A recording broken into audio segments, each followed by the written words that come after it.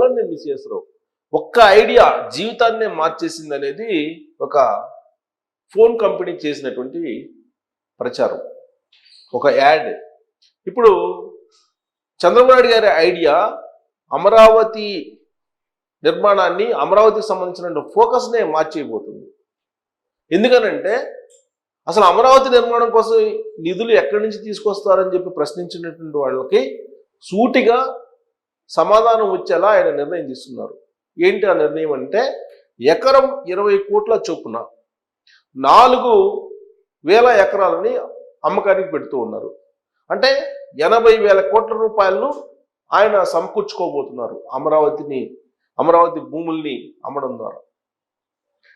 అంటే అందుకే మొదటి నుంచి కూడా అమరావతి అనేది సెల్ఫ్ సస్టైనబుల్, సెల్ఫ్ ఫైనాన్సింగ్ రాజధాని అని చెప్పి ఆయన చెప్తున్నారు.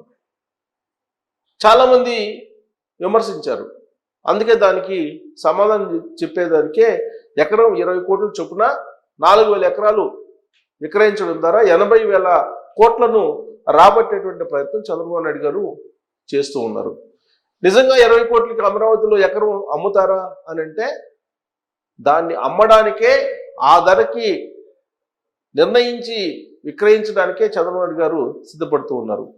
అందుకే నరేంద్ర మోడీ గారితో అమరావతి పునర్నిర్మాణ పనులను ప్రారంభింపజేశారు. అదే ఐడియా. చాలామంది ఏమన్నారంటే, నరేంద్ర మోడీ గారితో చెల్లికి మళ్ళీ పెళ్ళన్నట్టు అమరావతికి మళ్ళీ శంకుస్థాపన చేయించడం ఏంటి, మళ్ళీ ప్రారంభోత్సవాలు ఏంటి అనేటువంటి ఆరోపణలు, విమర్శలు చేశారు. ఎందుకు మళ్ళీ పునర్నిర్మాణం నరేంద్ర మోడీ గారి చేతుల మీదుగా చేయించారో ఇప్పుడు అర్థమవుతుంది కదా. ప్రపంచవ్యాప్తంగా ఆంధ్రప్రదేశ్ వైపు చూశారు అమరావతి పునర్నిర్మాణ ప్రారంభోత్సవాన్ని. అమరావతిలో పెట్టుబడులు పెడుతున్నారు, అమరావతిలో పారిశ్రామికవేత్తలు వస్తున్నారు, అమరావతి మీద కేంద్ర ప్రభుత్వం ఇంట్రెస్ట్గా ఉంది, దేశానికి గ్రోత్ ఇంజిన్గా మారబోతుంది అమరావతి. ఇలాంటి ప్రచారం బలంగా వెళ్ళింది. అంతేకాదు, అమరావతి ఇంచ కూడా కదిలించలేరు అనేటువంటి స్లోగన్ కూడా బలంగా వెళ్ళింది. యాక్చువల్గా అమరావతి పునర్నిర్మాణ సభ జరగడానికి ముందు కొన్ని అపోహలు ఉండేవి. అమరావతిని నిర్మిస్తున్నారు చంద్రబాబు నాయుడు గారు, మళ్ళీ ఒకవేళ ప్రభుత్వం మారితే అప్పుడు అమరావతి ఇక్కడే ఉంటుందా లేదా మారిపోతుందా అనేటువంటి సందేహాలను కూడా వ్యక్తం చేసినటువంటి వాళ్ళు ఉన్నారు. ఈవెన్ పారిశ్రామికవేత్తలు కూడా కొన్ని సందేహాలను వ్యక్తపరిచారు.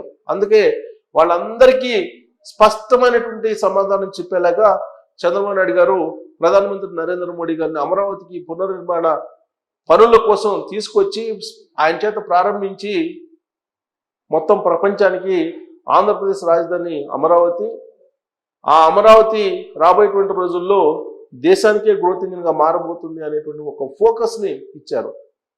ప్రపంచవ్యాప్తంగా కూడా చంద్రబాబు నాయుడుకి ఒక బ్రాండ్ ఉంది. చంద్రబాబు నాయుడు గారు ముఖ్యమంత్రి అయ్యారంటే ఖచ్చితంగా అక్కడ డెవలప్మెంట్ ఉంటుంది, అలాగే ఆయనకి విజన్ ఉంటుంది, భవిష్యత్ తరాలకి ఉపయోగపడేలా ఆయన రూట్ మ్యాప్ తయారు చేసుకుంటూ ఉంటారు. కాబట్టి వెళ్ళి పెట్టుబడులు పెట్టచ్చు అని చెప్పి పారిశ్రామికవేత్తలు కూడా అనేక మంది భావిస్తూ ఉంటారు. బిల్ గేట్స్ లాంటి వాళ్ళతోటి చంద్రబాబు గారు సమావేశం అయ్యారు. బిల్ గేట్స్ నుంచి అనేక ఫండ్స్ను కూడా తీసుకురాబోతున్నారు. బిల్ గేట్స్ ఫౌండేషన్ నుంచి అనేక కార్యక్రమాలను రూపొందించబోతున్నారు. ఆరోగ్య ఆంధ్రప్రదేశ్ని ఏర్పాటు చేయడానికి ఆ బిల్ గేట్స్ సంస్థ నుంచే అనేక కార్యక్రమాలని చేపడుతూ ఉన్నారు.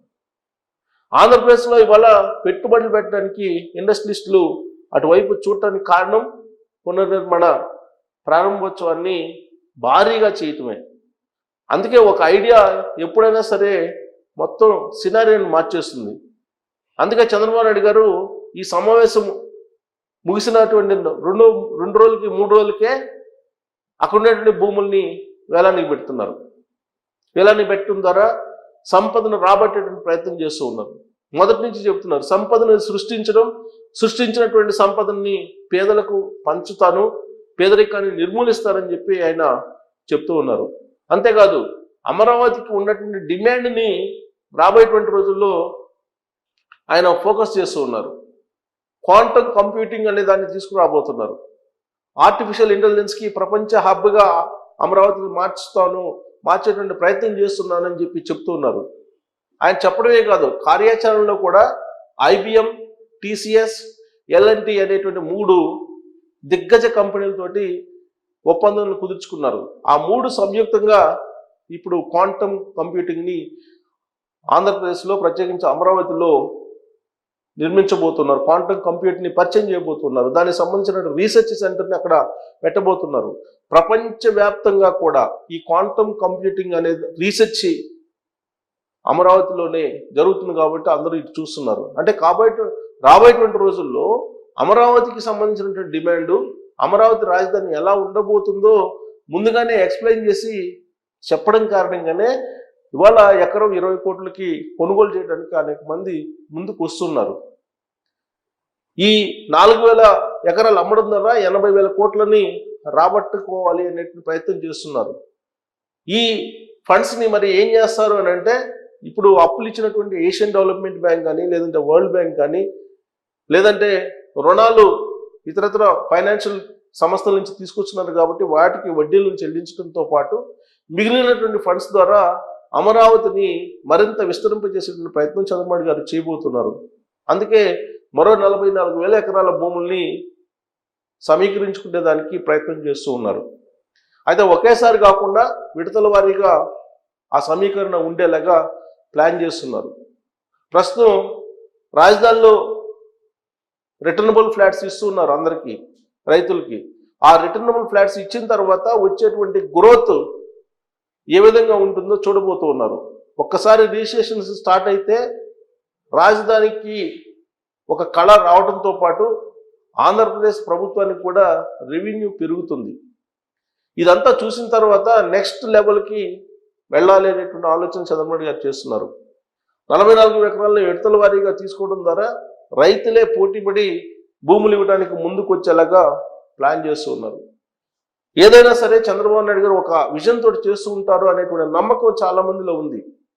క్వాంటమ్ కంప్యూటింగ్ అనేది అమరావతిని మరో లెవెల్కి తీసుకెళ్ళబోతుంది అనేటువంటి ఒక నమ్మకం ఐటీ దిగ్గజాల్లో ఉంది. ఐటీ రంగంతో పరిచయం ఉన్నటువంటి వాళ్ళకందరికీ కూడా ఎక్కువగా అక్కడ ఏం జరుగుతుంది అనే దాని మీద ఆసక్తి చూపుతూ ఉన్నారు. అందుకే ఎకరం 20 కోట్ల లెక్కన కొనుగోలు చేయడానికి అనేక మంది ముందుకు వస్తున్న తరుణంలో 80,000 కోట్ల రూపాయలని ఆయన సమీకరించడంతో పాటు అమరావతి ఏరియాలో రేట్లు భారీగా ఉన్నాయి అనేటువంటి ఒక టాక్ వెళ్ళిపోయింది ప్రపంచవ్యాప్తంగా కూడా. గతంలో కూడా అమరావతికి సంబంధించినటువంటి కొన్ని ప్రాజెక్టులకి కొనుగోలుకు ఓపెన్ చేస్తే వెబ్సైట్లో ఇమీడియట్గా కొనుగోలు చేశారు బాండ్స్ని.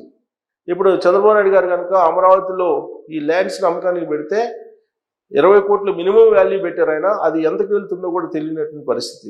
సో రాబోయే రోజుల్లో చంద్రబాబు నాయుడు గారు అమరావతి సెల్ఫ్ సస్టైన్ క్యాపిటల్, అలాగే సెల్ఫ్ ఫైనాన్సింగ్ క్యాపిటల్ అనేది ఎలా ఉంటుందో చూపించబోతూ ఉన్నారు. మరి ఎకరం 20 కోట్లకే ఫిక్స్ అవుతారా, లేదంటే 20 కోట్లకు మించి అమరావతిలో పలికేటువంటి అవకాశం ఉందా అనే దాని మీద మీరు కామెంట్ చేయొచ్చు. Thank you.